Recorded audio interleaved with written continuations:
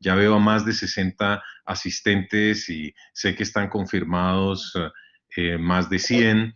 Luego, son todos bienvenidos. El tema nos apasiona en la Universidad Javeriana. Hemos venido trabajándolo desde hace varios meses. Cuando comenzó la pandemia, comenzamos a estudiar el tema desde la perspectiva jurídica y económica. Y pues nadie mejor que el doctor Héctor García, el director de nuestro Centro de Estudios de Derecho y Tecnología y del Observatorio de la Escuela de Gobierno, para exponer sus puntos de vista sobre cómo podemos solucionar mejor los desafíos de la seguridad jurídica en estos tiempos. Tenemos con nosotros también al doctor Yohai, el presidente de la Cámara Colombiana de Informática y Telecomunicaciones, a quien quisiera cederle la palabra de carácter introductorio, porque nos parece clave contar con su apoyo. Este es un evento en el que contamos con todo su patrocinio y nos interesa además que los miembros de la Cámara conozcan el trabajo académico que venimos desarrollando sobre estas materias. Es una combinación de esfuerzo de análisis jurídico con manejo y experiencia en tecnologías. Y el doctor García, pues, reúne ese perfil de ser un experto muy connotado en ambos temas, lo jurídico y lo tecnológico. Pero le ruego, doctor Yohai, que si tiene unos minutos pueda hacer una presentación breve del interés de la Cámara en este webinar y cómo cree usted que podemos aprovechar mejor este canal de comunicación para difundir los resultados de nuestro trabajo académico. Doctor Yohai, tiene la palabra. Claro que sí, Francisco, muchísimas gracias. Antes que nada, simplemente confirmar, ¿me están escuchando bien? Así es. Sí, señor. Maravilloso. Pues, Francisco, nuevamente muchas gracias por haberme permitido dirigirme aquí a la audiencia durante unos breves minutos. En primer lugar, por supuesto, aprovecho la oportunidad para darle un saludo muy cordial a mi amigo de muchísimos años, doctor Héctor José García. Héctor, siendo tanto el director del Observatorio de Gobierno y TIC de la Pontificia Universidad Javeriana, como también presidente de Camerfirma, tal y como lo acaba de mencionar Francisco, claramente es un expositor idóneo. Y por supuesto, qué gusto será recibir la tarde de hoy sus luces. También, por supuesto, el doctor David Varela, quien nos acompaña y quien moderará este interesante webinar. David es el director del Centro de Estudios de Regulación Económica y Competitividad Internacional, que con toda seguridad también generará muchísimo valor para que conozcamos conceptos sumamente interesantes el día de hoy. Por supuesto, me corresponde enviarle un saludo muy especial a los asociados de la Cámara Colombiana de Informática y Telecomunicaciones, quienes nos acompañan el día de hoy, la CCIT, siendo una agremiación que existe en el país hace ya casi 30 años y que tengo yo el grandísimo gusto y honor de presidir desde hace los últimos 8 años. Y, por supuesto, también a los miembros de la Alianza 80-180, alianza enfocada en el Internet de las cosas, un espacio que ha resultado ser sumamente para que tantas empresas, instituciones académicas, agremiaciones, entidades de diferentes tipos puedan colaborar y compartir todo tipo de conceptos multiindustria acerca del buen uso de las tecnologías de la información y las comunicaciones. Y habiendo dicho eso, pues creo que de eso precisamente también se trata la tarde de hoy. Yo desde hace ya mucho tiempo llevo mencionando cómo el enfoque de la CCIT es precisamente buscar aumentar o masificar el buen uso de las tecnologías de la información y las comunicaciones y, por supuesto, la masificación de las mismas. En ese orden de ideas, las temáticas que vamos a tocar el día de hoy o que el doctor García nos va a instruir, pues claramente es parte de ello, es el buen uso de las tecnologías para que precisamente en estos tiempos inciertos en los cuales vivimos actualmente, pero aún más importante, en una etapa, en una vida post-pandémica, que con el favor de Dios llegará muy pronto, por supuesto, podamos seguir manteniendo o seguir asegurando que la tecnología esté a nuestro servicio, a nuestra disposición, de una manera correcta, de una manera responsable, de una manera segura y también, por supuesto, de una manera que va a generar todo tipo de eficiencias dentro de las organizaciones, independiente de su industria, independiente de su tamaño, independiente si son sin ánimo de lucro, con ánimo de lucro, entidades de gobierno o cualquier cantidad de diferentes tipos de entidades o instituciones que, por supuesto, deben y pueden aprovechar las tecnologías de la información y las comunicaciones. Desde la Cámara Colombiana de Informática y Telecomunicaciones es un real honor poder estar aquí presente en este importante evento en colaboración con la Pontificia Universidad Javeriana.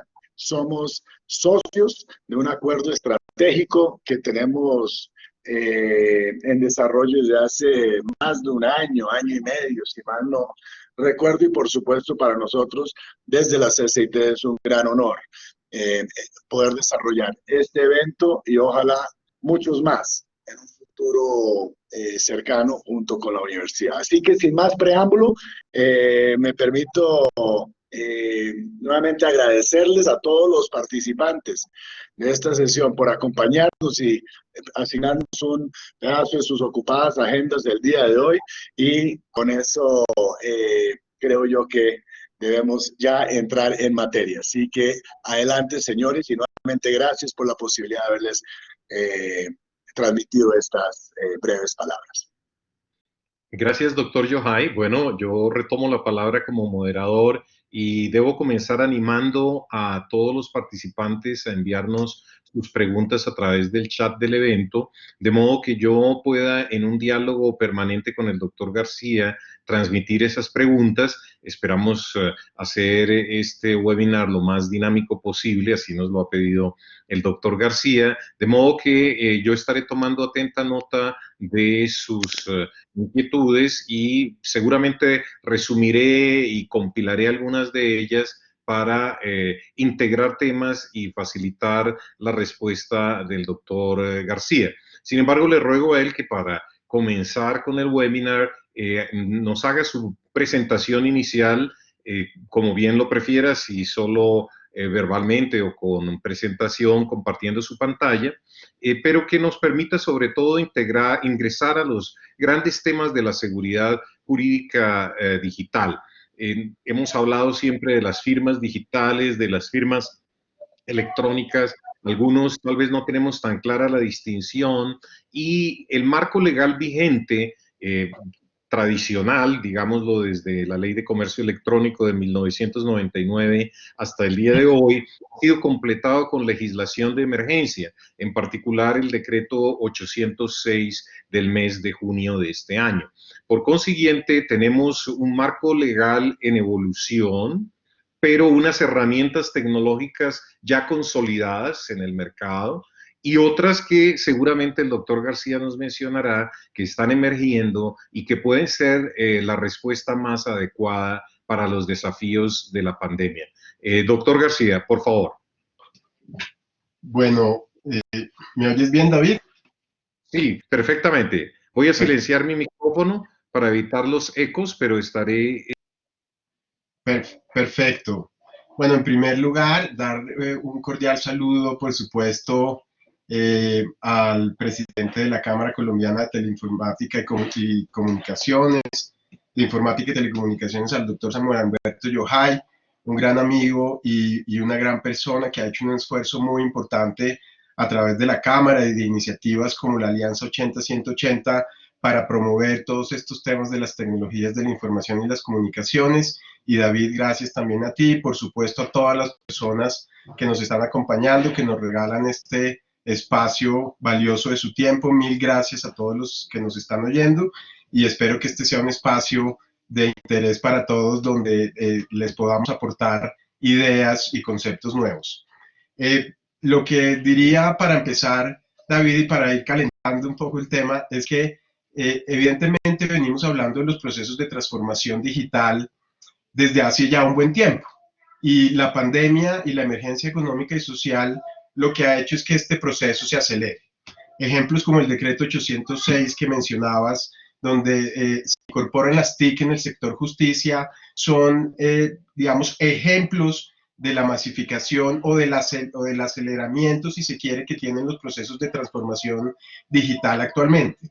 Entonces, en estos procesos de digitalización que estamos viviendo, pues hay que tener en cuenta diferentes aspectos. Lo primero es que venimos ciertamente en un proceso de transformación digital y la transformación digital que ahora se acelera y que estamos todos, digamos, volcados a la tecnología y esa transformación, pues debe ser una transformación donde cambiemos la forma de hacer las cosas. Entonces, cuando yo hablo de transformación digital, lo que hablo es de cómo incorporo las TIC, las tecnologías de la información y las comunicaciones, en mis diferentes procesos, en mis procesos estratégicos, en mis procesos misionales, en mis procesos de apoyo a la gestión y en mis procesos de evaluación. Todas las empresas, tanto públicas como privadas, deberían enfocar la incorporación de las TIC en sus procesos, en estos procesos. Pero no solo es la incorporación de las TIC, digamos, de una manera plana, sino realmente es hacer una reingeniería, como la reingeniería que necesita el sector justicia. Es cambiar la forma en cómo hacemos las cosas y hacer uso de la tecnología como una herramienta que nos permita hacer ese cambio. Entonces, en este proceso de transformación digital debemos enfocarnos a cómo logramos incorporar las TIC en nuestros procesos. ¿Y qué tipo de tecnologías? Pues hoy en día hablamos de dos tipos de tecnologías, unas tecnologías maduras y unas tecnologías de avanzada. En las tecnologías maduras hablamos del Internet, el correo electrónico, las aplicaciones de escritorio, el comercio electrónico, en fin, tecnologías que ya están maduras, las firmas electrónicas. Son tecnologías ya maduras que debemos implementar y que todavía no estamos implementando en nuestro diario vivir. Uno lo que observa, David, es que las entidades, y nos deben acompañar de pronto varios de los afiliados de la CCIT y seguramente de la Alianza 80-180, que son empresas que todavía tienen, si bien pueden tener BPMs, si pueden tener ERPs, si pueden tener CRMs, todavía los documentos jurídicos están sometidos a firmarse con firma manuscrita. Los contratos, los contratos comerciales con proveedores, los contratos laborales, todos estos tipos de documentos que ya se pueden firmar en el país hace más de 20 años, David, por medios digitales, hoy en día seguimos firmándolos a través de firma manuscrita. Entonces debemos enfocar a hacer uso para tener una verdadera transformación digital de estas tecnologías para aterrizarlas en nuestras compañías, estemos hablando de entidades públicas o privadas, y dar un paso posterior para hablar de tecnologías de avanzada, para incorporar las tecnologías de avanzada en nuestros procesos.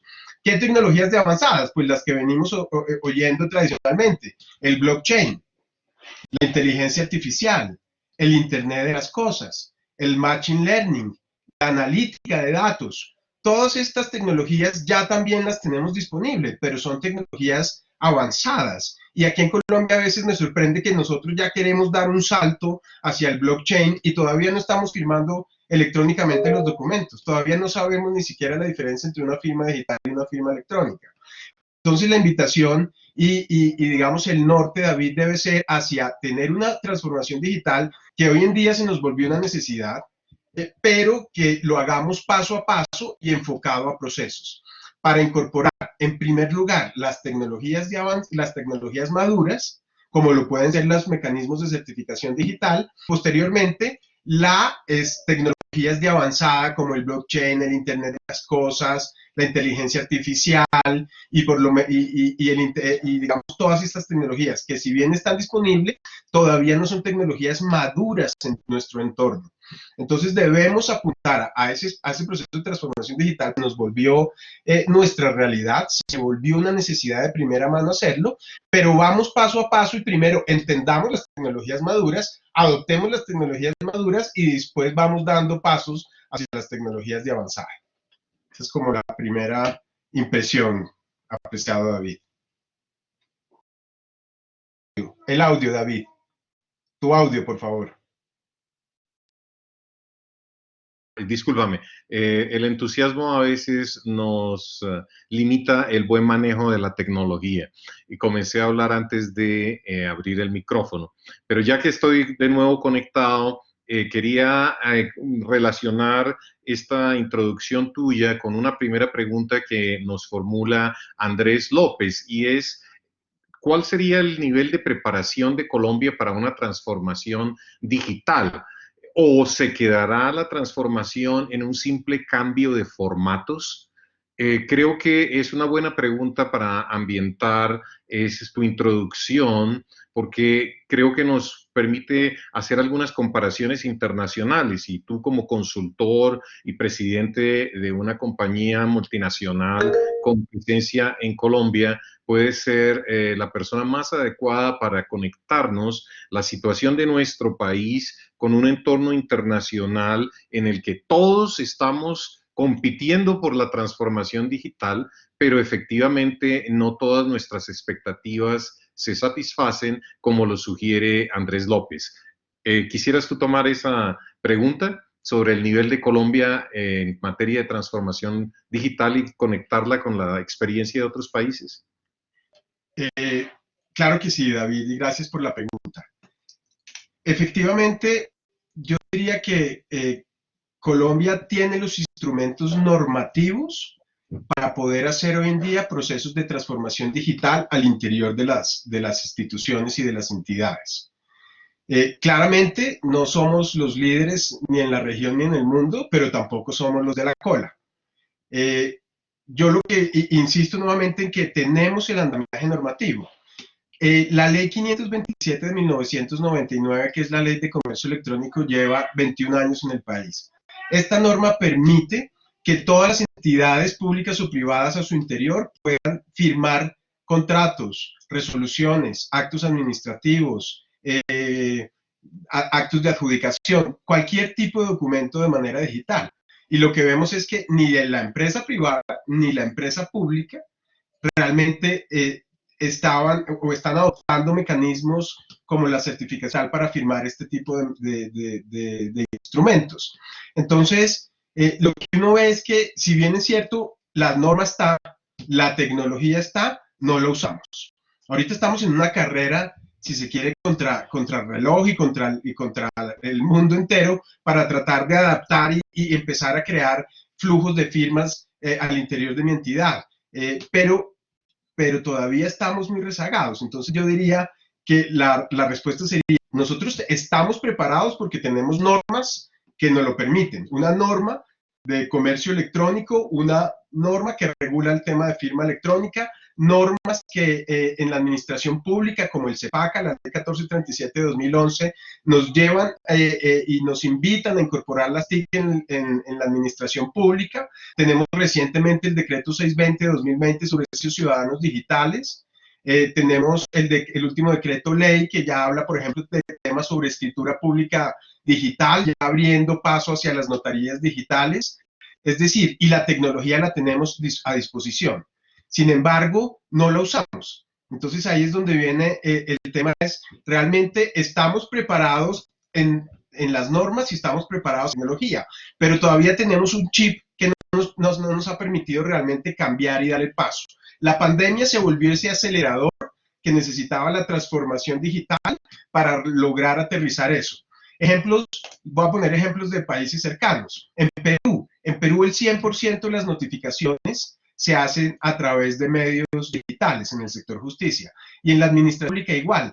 el 100% se hace a través de notificaciones electrónicas. En nuestro país las notificaciones electrónicas todavía no se dan. En Perú, por ejemplo, tenemos también el DNI electrónico con un certificado de firma digital en la cédula para que todos los ciudadanos firmen sus documentos, como sucede en Europa, como sucede en España, como sucede en Italia, como sucede en varios países que tienen ya normas y tecnología, pero que ya van en una segunda o tercera fase de la implementación de esa tecnología. En Colombia hasta ahora estamos hablando de biometría facial con la registraduría, hasta ahora estamos hablando de cédula digital, y esos pasos son necesarios para poder realmente aterrizar todas estas tecnologías y esta norma. Entonces, si bien estamos preparados normativamente y tecnológicamente, David, todavía no estamos preparados mentalmente para el cambio, y ahí es donde todos debemos hacer un esfuerzo para realmente incorporar en nuestras vidas diarias, en las oficinas de abogados. Por ejemplo, ya está el Código General del Proceso que establecía en el artículo 74 la posibilidad de emitir o otorgar poderes especiales a través de firma digital, cosa que cambió el decreto 86, pero el Código General del Proceso no es que se haya derogado, sigue vigente, pero tenemos una temporalidad. Entonces la tecnología está, David, pero debemos usarla y debemos prepararnos para ese cambio. Muchas gracias, Héctor. Creo que has contestado muy ampliamente la pregunta de Andrés, y tu respuesta al final me permite ligar el tema con la rama judicial que le interesa a María Alejandra número 2. Ella observa que puede haber una capacitación suficiente o herramientas necesarias en la rama judicial para validar las firmas como medio electrónico en materia probatoria. Es una pregunta muy concreta sobre firmas en medio electrónico y la rama judicial, pero creo que se extiende no solo a la rama, sino a la administración de justicia, el sector justicia, otras instituciones como Fiscalía, Procuraduría, Contraloría, Defensoría, que prestan servicios asociados o relacionados con los de la rama. Y también quisiera que tal vez fueras un poco más allá de la firma, como que es la pregunta de María Alejandra, para que consideraras el tema del expediente digital, que ha sido un antiguo anhelo de la rama judicial, en el cual se ha venido trabajando por muchos años con el apoyo de la cooperación internacional, y que ahora comienza a materializarse. Este mes de julio del 2020 es el primer mes en el que se está aprobando el litigio digital articulado en torno a un expediente digital. Pero ese expediente digital depende de unos correos electrónicos para los cuales el decreto 806 no exige seguridades especiales. Por lo que te rogaría, Héctor, que abordaras la pregunta de María Alejandra desde la perspectiva más amplia posible. Perfecto. Muchas gracias, David, y muchas gracias a María Alejandra. Lo que podría decirles ahí es que cuando hablamos de documento electrónico y de expediente electrónico, lo que debemos enfocarnos es en garantizar siempre la autenticidad y la integridad tanto del documento electrónico como el expediente electrónico. Para los que quieran ahondar un poco sobre eso, hay una guía del MINTIC, de que la pueden buscar en Google, buscan guía MINTIC, documento electrónico, expediente electrónico, y ahí MINTIC hace todo un recuento de las consideraciones técnicas y jurídicas que se deben tener en cuenta para incorporar esos documentos electrónicos digamos, a la gestión propia documental de las entidades. Esto aplica tanto para entidades públicas como para entidades privadas. Cuando estamos en un entorno documental electrónico, lo que debemos ver y proteger es la autenticidad y la integridad del documento. Entonces, más allá de que en términos procesales el mensaje de datos, ¿qué es un mensaje de datos? Es igual a un documento electrónico. Para los que revisen la guía de documento electrónico se van a dar cuenta que la definición de documento electrónico es igual a la definición de mensaje de datos. Y esa definición de mensaje de datos la encontramos en el artículo 2 de la Ley 527 de 1999. Entonces, estos documentos electrónicos, y como repito, estos mensajes de datos tienen una presunción de autenticidad por el Código General del Proceso. No obstante, el mecanismo de firma es muy importante y muy relevante. En Colombia tenemos dos tipos de firmas, si se quiere. Entonces, voy a tratar de explicarlo lo más fácil posible. Entonces, tenemos una firma electrónica, que esa firma electrónica se encuentra definida en el artículo 7º de la Ley 527 de 1999 y fue reglamentada por el Decreto 2364 de 2012. Siempre se ha dicho, y lo ha dicho la Corte Constitucional y lo ha dicho la Corte Suprema de Justicia, que la firma electrónica es el género y una de sus especies es la firma digital. Entonces, en Colombia veníamos conviviendo hasta el año 2012, hasta el año 2012 con estos dos mecanismos. La firma digital, definida en el artículo 2º de la Ley 527, y digamos, desarrollada por la misma ley a partir del artículo 28, porque esa ley crea, recordemos, las entidades de certificación digital. Las entidades de certificación digital son estos terceros que brindan absoluta confianza en términos de la Corte Constitucional y que incluso generan casi una fe pública de cara a estos documentos, blindándolos en ese entorno electrónico. Entonces, tenemos esos dos mecanismos, la firma electrónica del artículo 7º, la firma digital del artículo 2º, y a partir del decreto ley 019 de 2012, David y María Alejandra, a todos los que nos oyen, se le dan facultades adicionales a las entidades de certificación para emitir certificados de firma, no solo con respecto a la firma digital, sino también a la firma electrónica. ¿Eso qué quiere decir? Que hoy en día en nuestro ordenamiento jurídico encontramos la firma electrónica desarrollada por el decreto 2364, la firma digital por la ley 527 y la firma electrónica certificada, llamémosla, que es la que certifican o son aquellas en las cuales el ente certificador, la entidad de certificación, emite un certificado de firma sobre esa firma electrónica. Entonces, hoy en día, David, uno puede encontrar estos tres tipos, digamos, de firmas. ¿Cuál es la diferencia entre uno y otro?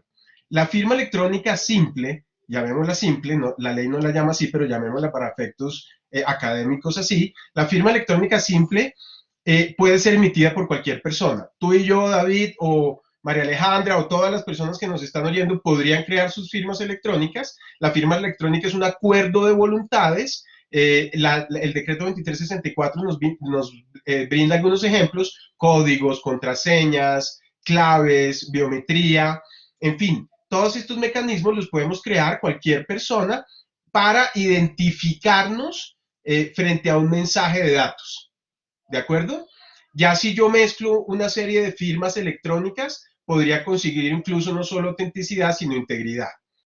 Entonces, ¿qué significa eso? Que cuando tenemos algún litigio y vamos a un estrado judicial, se debe demostrar la confiabilidad y la propiabilidad del mecanismo de firma.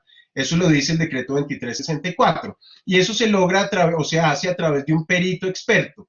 Entonces, si tú y yo, David, firmamos un contrato y después tú desconoces tu contrato y lo firmamos a través de una firma electrónica mediante acuerdo, tú tienes, no, en mi caso, yo te demando y yo tengo que probar en sede judicial la confiabilidad y la propiabilidad de la firma. Es decir, demostrar que la creamos, cómo la creamos, técnicamente cómo lo hicimos, para demostrar que efectivamente tú firmaste ese documento. Y eso lo hago a través de ¿qué? De un perito experto. Esa es la firma electrónica. La firma electrónica certificada, que tampoco lo llama así la ley, pero para efectos académicos y para entenderlo, y la firma digital son emitidos por entes certificadores, por entidades de certificación digital que desde el nacimiento de la ley hasta el decreto 019 de 2012 se acreditaban ante la Superintendencia de Industria y Comercio. A partir del año 2012 ese proceso se hace ante el Organismo Nacional de Acreditación y estos entes certificadores emiten esos certificados de firma, tanto de firma digital como de firma electrónica.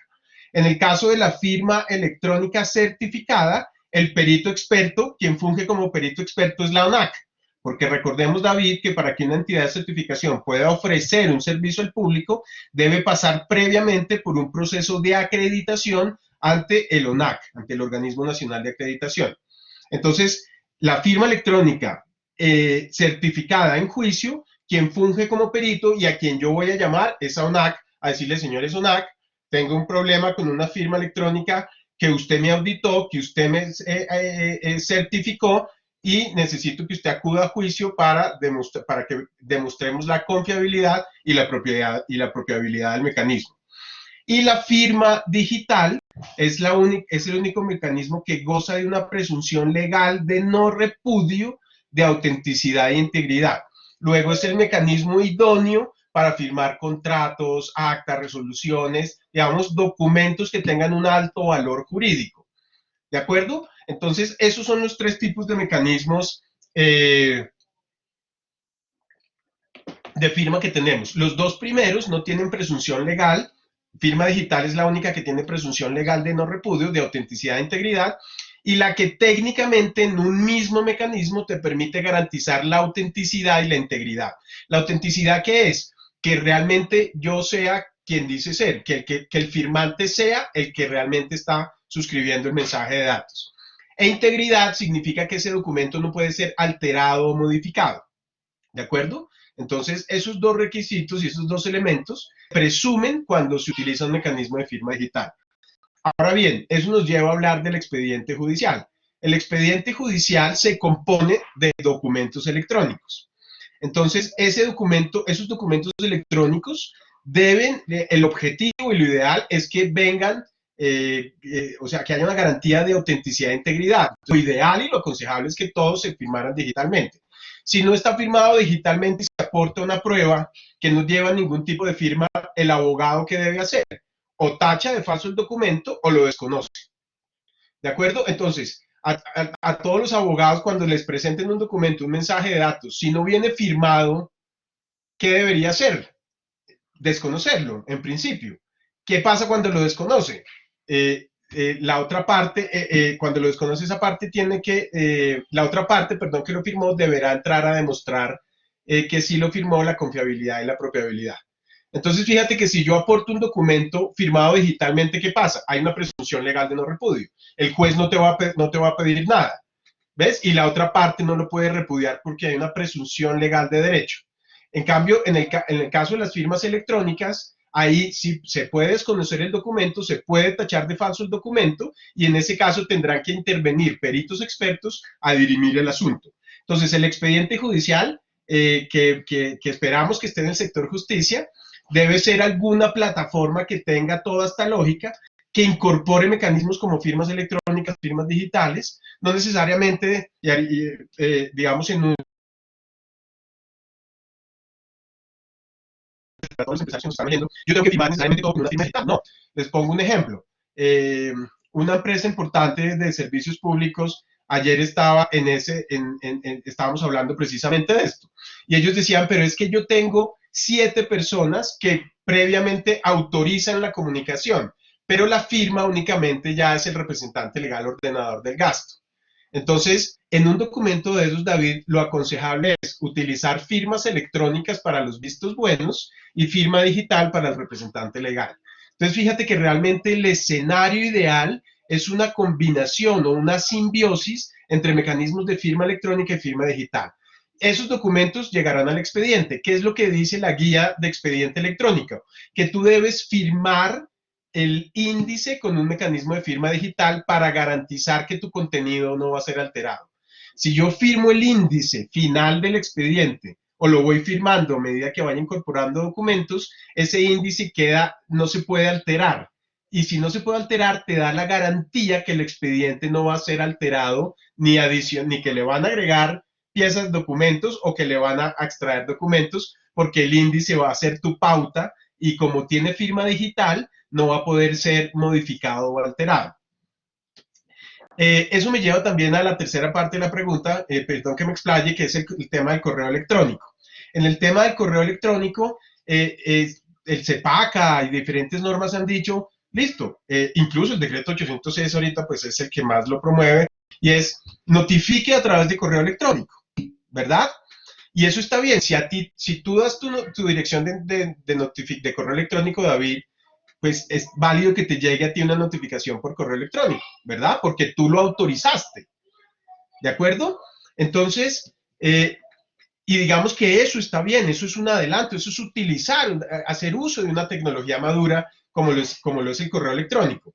Lo que pasa es que tenemos ejemplos en diferentes países del mundo y recientemente tenemos una que es la guía para la implementación de actuaciones judiciales telemáticas en España, que tuvo además, digamos, analizó diferentes escenarios entre esos países como los que mencionaba ahora, Estados Unidos, India, Singapur, Noruega, Canadá, Holanda, Bélgica, diferentes países donde siempre hay un común denominador, David, y es la seguridad digital.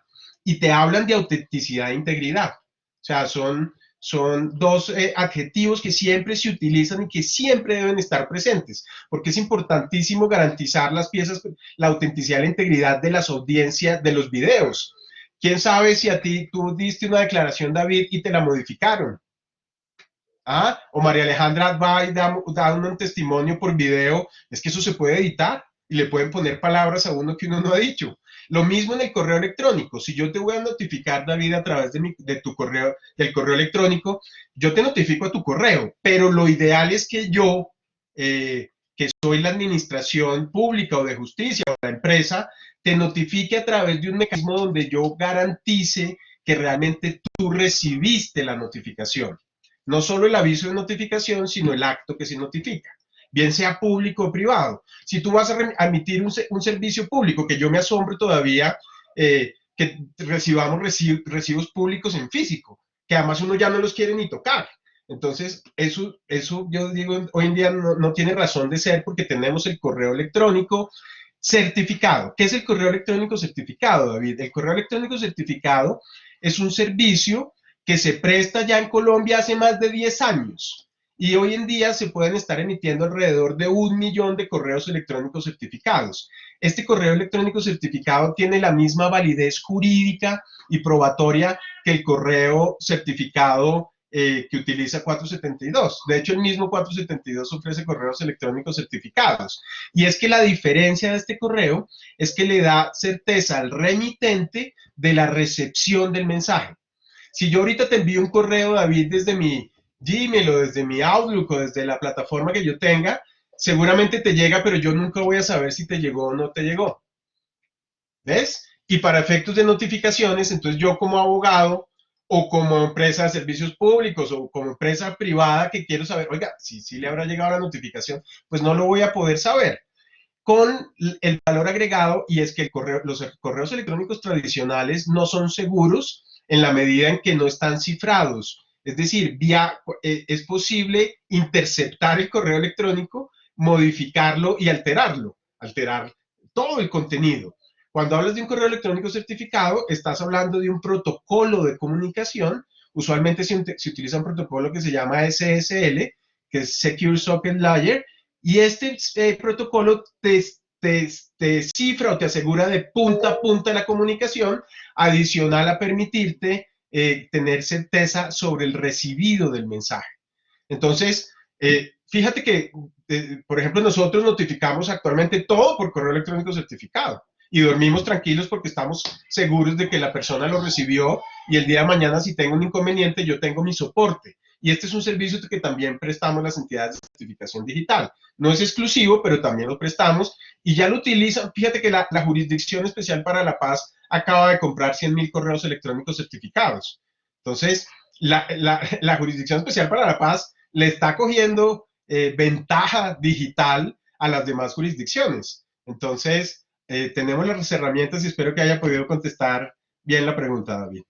Muchas gracias. Creo que has ido incluso más allá de lo que te había pedido y anticipaste algunas respuestas para preguntas como las que nos ha hecho Absel Márquez, Ivonne número 2, porque nos has aclarado la diferencia entre la firma electrónica simple y la certificada, siendo la firma digital, digámoslo, la única que cumple con el requisito del no repudio. Y efectivamente, lo que nos has explicado es que la ONAC es la que autoriza a las entidades certificadoras, pero la certificación la expide es la entidad certificadora, no la ONAC. la certificación de la firma digital. Luego hemos podido cubrir varias preguntas que mientras hablabas nos estaban formulando algunos de nuestros casi 100 asistentes, a quienes les agradecemos muchísimo su permanencia en este evento. Confiamos en que nos acompañen hasta el final. Retomo una pregunta, digamos, lo que nos devuelve un poco a las razones por las cuales esta tecnología no se utiliza. María Fernanda Escobar nos dice, ¿por qué cuando llegamos a una oficina del Estado con un documento digital no lo entienden, no saben cuáles son sus propiedades o cómo validarlas y nos piden copias de cédulas todavía en muchas entidades para gestionar trámites o poder impreso? Es como una buena descripción la de María Fernanda de la cultura del papel, de la firma, del sello tradicional, de la que no nos podemos liberar. Pero yo creo que hay algunas entidades que ya han dado el salto y han vencido esa cultura del papel. Creo que tú ya has mencionado algunas como la JEP y una empresa de servicios públicos, pero yo te sugeriría que fueras en la respuesta, María Fernanda, aún más allá y nos contaras un poco de la gestión contractual digital. Ya no tiene sentido, nos decías tú, firmar documentos en serie, como ni siquiera escanearlos o reproducir mecánicamente la firma de un representante legal. Alguno también de los participantes, en una pregunta separada, Lina Suárez nos pregunta si eSign y Adobe Sign son aceptadas legalmente en Colombia o se necesitan empresas como Certicámara. Yo te rogaría entonces que al responder la pregunta de María Fernanda, trataras de decirnos cuáles son las historias de éxito de entidades públicas que sí entienden cómo se debe usar un documento digital y evitar el culto al papel, y también nos precises si herramientas como eSign o Adobe son aceptables o tenemos que acudir a un tercero de confianza, como en tu caso, Camerfirma. Bueno, muchas gracias David y a María Fernanda y a Lina por las preguntas. A ver, desde el punto de vista contractual, acordémonos que la ley 500, fíjense, es que es una ley de hace 20 años, que uno le da de verdad hasta risa, porque la ley 527 estableció un principio que se llama el principio de los equivalentes funcionales. Ese principio de equivalentes funcionales lo que nos dice es que cuando alguna norma exija que un documento se presente por escrito, se presente en original, se conserve en original, o que venga firmado con firma manuscrita, esos mismos requisitos podrán satisfacerse por medios tecnológicos siempre y cuando se logre garantizar la autenticidad y la integridad, que es el fin de tener los documentos electrónicos. Entonces, cuando alguna norma exija que se presente copia de la cédula, que el documento se presente en original, ya hay una norma que es la ley 527, que a través de ese principio de equivalentes funcionales reemplaza esas exigencias en papel. Entonces, claro, yo entiendo que siguen habiendo entidades, María Fernanda, que dicen todavía, no, si no me lo trae físico y si no me lo trae con la firma, aquí no se lo recibo. Pero en estricto rigor, si uno quisiera, digamos, alegar, en el buen sentido de la palabra, con la entidad, les aseguro, porque es de ley, se deben recibir el documento. Ahora, ya hay casos extremos como normas, digamos, notariales que expresamente piden la presencialidad de la persona. En fin, esos son para analizarla, pero en términos generales, gracias al principio de equivalentes funcionales, David y María Fernanda, podemos hoy en día presentar todos nuestros documentos de manera digital e incluso podemos hacer que la entidad los reciba, porque es una obligación hacerlo, porque es por ley. Es una ley de la República que así lo exige y que digamos que ellos no pueden obviar ni desconocerla. Y hacia allá vamos, ¿no? Entonces, casos de entidades exitosas, David, hay varios. Yo creo que hoy en día casi, me atrevería a decir que casi la totalidad, David, de las entidades públicas ya están adquiriendo mecanismos de firma digital, de correos electrónicos, están buscando plataformas de flujos de firmas que les permitan realmente entrar a un entorno digital. El Ministerio de Comercio, Industria y Turismo está ahorita en un proceso muy interesante donde va a utilizar onboarding digital con biometría facial para poder validar la identidad de la persona, emitirle un certificado de firma y que las personas firmen las declaraciones aduaneras y demás. Como decía, me sorprendió ver a la Jurisdicción Especial para la Paz ya creando todo un entorno digital para proferir sus sentencias, sus autos y los demás, digamos, piezas procesales a través de medios digitales con alto valor probatorio. El Ministerio de Defensa ha avanzado muchísimo, la Procuraduría ha avanzado, es decir, si hacemos un recuento uno diría que realmente hemos avanzado. Sin embargo, todavía los documentos de alto contenido jurídico siguen suscribiéndose en papel y eso no tiene sentido. Hoy vemos que quienes firman realmente con una firma digital en una entidad pública. El secretario de Hacienda y el representante legal. Pero esa curva se está invirtiendo. Cada día vemos más entidades comprando firmas electrónicas, comprando firmas digitales, y eso va a permitir que las entidades se desmaterialicen. Y eso debe aplicar también, por supuesto, para los entes privados. El ente privado funciona exactamente igual y debe, digamos, adoptar este tipo de mecanismos. Yo sí diría que Colombia tiene casos, la Secretaría de Hacienda de Bogotá, por ejemplo, también es otro caso interesante, como hay otras secretarías que están muy quedadas. Pero en general tenemos un promedio, digamos, aceptable, pero no hemos logrado masificarlo. De 1.000 empleados o funcionarios públicos de una entidad, si acaso el 2%, y estoy exagerando, tienen mecanismos de firma electrónica o firma digital. Luego todavía nos falta mucho por hacer. Y en lo que corresponde a la pregunta que hacía Lina, frente a estas herramientas, ahí viene, digamos que esto tiene que ver mucho con el tipo de firma. Herramientas como DocuSign o como Adobe o como Acrobat, estas herramientas permiten hacer flujos de firma, pero esa firma es una firma electrónica. ¿Qué quiere decir eso? Que es una firma electrónica que no garantiza la autenticidad y la integridad, que hay que demostrar confiabilidad en sede judicial, y estos mecanismos que usualmente utilizan una clave y una contraseña, pues no son seguros. Imagínate tú demostrar en un estrado judicial que a través de una firma, de una clave y una contraseña firmaste un documento. Entonces, no va a haber realmente certeza sobre la autenticidad y tampoco genera integridad. Fíjense que la firma electrónica, en ese caso, simplemente firma el documento, es una firma electrónica. Si hay controversia, se deberá mostrar por perito experto la confiabilidad y la apropiabilidad. Este tipo de herramientas, digamos en el caso nuestro, nosotros hacemos a través de unas herramientas propias de nosotros, pero lo hacemos como ente certificador con firmas digitales. Eso significa que nosotros, al firmar esos documentos, le estamos imprimiendo al documento la autenticidad y la integridad que requiere para poder, digamos, tener esa presunción legal de no repudio. Luego, estas herramientas son válidas tecnológicamente, claro, son usadas en muchas partes del mundo. Desde el punto de vista jurídico, son recomendables. Siempre va a ser recomendable, cuando hablemos de firma de mensajes de datos o documentos electrónicos, hablar de mecanismos que me garanticen la autenticidad y la integridad del mecanismo.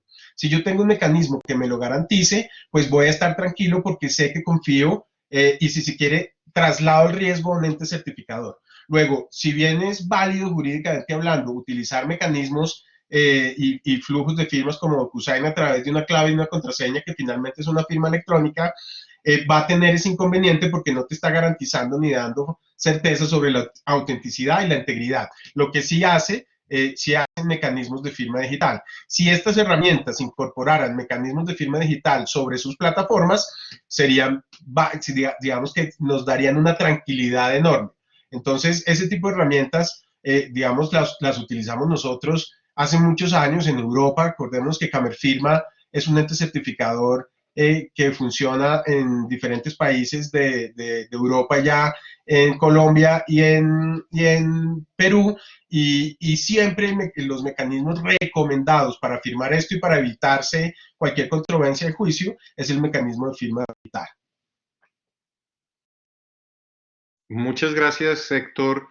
Creo que con tu respuesta nos has ayudado también a cubrir en parte la pregunta de Santiago Bermúdez sobre casos de éxito en Colombia y estrategias de implementación que podríamos utilizar.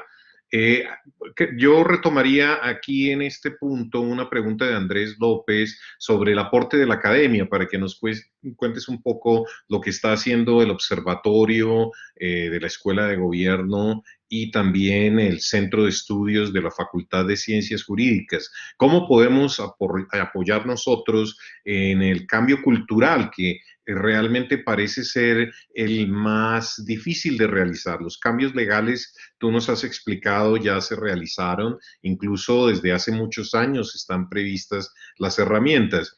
Ahora lo que nos falta es utilizarlas, tanto las legales como las tecnológicas. ¿Qué podemos hacer desde la academia? ¿Cómo rompemos paradigmas tecnológicos y cómo vamos a hacer realidad este nuevo ciudadano digital que recibe digitalmente servicios de un Estado digital? Gracias, gracias, David. Entonces, sí, efectivamente, desde la academia hemos venido revisando diferentes casos eh, que se han presentado, digamos, en el Estado colombiano y hemos venido apoyando y acompañando esas iniciativas, incluso normativas. Ahorita veía que alguien hablaba que decía, que lo vi rápido, que decía que los casos más exitosos son Colpensiones, la DIAN y mencionaban otros. Digamos que ahí hay muchas cosas. Nosotros ahorita estamos trabajando en Colpensiones y ya les cuento el ejemplo rápido de Colpensiones para no distraerme del aporte académico. Entonces, desde la académica y lo que hacemos en el Centro de Estudios de Derecho y Tecnologías de la Facultad de Derecho de Ciencias Jurídicas de la Universidad y desde el Observatorio de Gobierno y TIC es precisamente acompañar todas estas iniciativas del gobierno y pronunciarnos frente a las mismas. Entonces, un ejemplo, recientemente se expidió el COMPES de Seguridad Digital, entonces estamos muy pendientes de participar, de aportar. Estamos ahorita en la definición del modelo de autenticación digital para el país, el modelo de servicios ciudadanos digitales que hace parte de la política de gobierno digital y del eje transversal de los servicios ciudadanos digitales. Ahí se está definiendo la autenticación digital del país. La Universidad Javeriana, a través del observatorio y del centro, hemos sido muy activos en ese proceso y hemos acompañado tanto al gobierno como a la registraduría en ese proceso y en ese desarrollo. Entonces, digamos que de lo que hacemos desde el observatorio, que abro y hago una invitación abierta a todos los que nos oyen, a todos los que quieran participar y formar parte del observatorio, todos están bienvenidos. Después les vamos a enviar el correo del observatorio para los que estén interesados y quieran participar. Tenemos escenarios de análisis, de discusión. Participamos también en Ruta N de Medellín para analizar las tecnologías de avanzada, blockchain, Internet de las cosas. Hacemos parte también del observatorio, de los observatorios anticorrupción de Presidencia de la República y estamos permanentemente acompañando todas las iniciativas normativas para, desde nuestro punto de vista, aportar nuestro grano de arena. Yo diría, para finalizar la pregunta, que efectivamente hay casos muy importantes. Yo diría que la DIAN me parece que es importante en la medida en que creó una entidad de certificación digital cerrada. Sin embargo, se equivoca, a mi juicio, cuando cierra su entidad de certificación digital cerrada y establece un mecanismo de firma electrónica para firmar las declaraciones de renta. Eso me parece que no fue acertado, eso es un retroceso, al punto que volvió la DIAN ahora a las firmas digitales. Un ejemplo, la factura electrónica. La factura electrónica se dio una discusión larguísima si debía ser firma electrónica, firma digital, y al final, si ustedes ven las normas, pues establece que deben ser firmadas digitalmente, porque es que es el mecanismo que nos garantiza hoy en día la autenticidad y la integridad de los instrumentos. Yo diría y yo mencionaría casos muy importantes en temas de autenticación en el país, como el caso de los bancos, el caso de los notarios. Recordemos que a partir del decreto 019 de 2012 se adió y se aperturaron las bases de datos biográficas y biométricas de la Registraduría Nacional del Estado Civil. Y eso le permitió al Estado, al Estado y a los privados con función pública y a quienes prestan servicios públicos adoptar la biometría de huella digital. Y esta biometría de huella digital redujo casi en un 87% los fraudes de suplantación de identidad en trámites presenciales. Entonces, ese es un ejemplo, y eso fue un ejemplo además a nivel internacional, que lo adoptaron primero los notarios, dieron el primer salto, y hoy ustedes saben que en notaría nos hacen validación biométrica para muchos de los trámites. Entonces, esas tecnologías son las que nosotros debemos implementar para tener un avance importante. ¿Qué se viene? Lo que se viene es la continuidad de eso que les estaba contando, y es para poder tener realmente un entorno digital transaccional importante, necesitamos adoptar una serie de mecanismos de autenticación donde podemos hacer uso de los factores de autenticación. Acuérdense que los factores de autenticación son algo que yo sé, algo que yo tengo o algo que yo soy. Entonces, algo que yo tengo puede ser un OTP, un mecanismo de OTP, o mi celular, donde me llega una clave, o mi correo electrónico, ¿de acuerdo? Algo que yo tengo, algo que yo sé, puede ser una clave, ¿de acuerdo? Una clave que yo recuerde siempre, y algo que yo soy, es decir, mi biometría. Si yo logro mezclar esos tres factores de autenticación, voy a poder tener un proceso de validación de identidad remoto eficiente. Actualmente, el gran reto que tiene el país es ir hacia los trámites digitales, hacia los trámites virtuales, pero siendo que sean altamente seguros. ¿Cómo lo logramos? Con procesos de validación de identidad seguros. ¿Cómo validan en Colombia hoy en día el 90% de las entidades? Con formularios de preguntas y respuestas. Entonces, si tú, ¿eso qué es? Algo que tú sabes. Fíjate que ahí solo se utiliza un factor de autenticación. Luego, ¿es seguro? No es tan seguro. Cuando yo logro mezclar esos tres factores, voy a tener algo realmente seguro. Entonces, el paso que viene, y los invito a todos los que nos están oyendo, si tienen la oportunidad de hacerlo, es hacer uso de estos mecanismos de autenticación donde se va a aperturar la base de datos biométrica facial de la registraduría, y eso, sumado o combinado con escenarios de firma electrónica y de firma digital, más biometría facial, más cédula digital, pues seguramente nos van a poner en un entorno altamente seguro. Entonces, David, yo creo que se nos acabó el tiempo. Simplemente agradecerte a ti y a todas las personas por esas importantes preguntas. Siempre tenemos y usualmente contestamos a cada uno de nuestros participantes esas preguntas, las escogemos aleatoriamente y las contestamos. Vamos a hacer lo mismo porque he visto preguntas muy interesantes, y nuevamente mil gracias de verdad a todos los que nos acompañan por regalarnos este espacio de su tiempo, y David, mil gracias como siempre por todo tu aporte y toda tu ayuda tan valiosa. Un abrazo. Encantado. Gracias a ti y gracias a todos. Nuestros casi 100 participantes han sido bienvenidos. Tomamos nota de sus preguntas. Creo que hemos logrado cubrir la mayor parte y seguimos a su disposición en la Facultad de Ciencias Jurídicas y en la Universidad Javeriana, Observatorio de Justicia, Derecho y Tecnologías en la Escuela de Gobierno. Muchas gracias. Y un saludo también muy especial a la CCIT, que seguramente tendremos más eventos donde podamos seguir conversando de estos temas. Un abrazo y mil gracias a todos por su tiempo. Hasta luego. Gracias.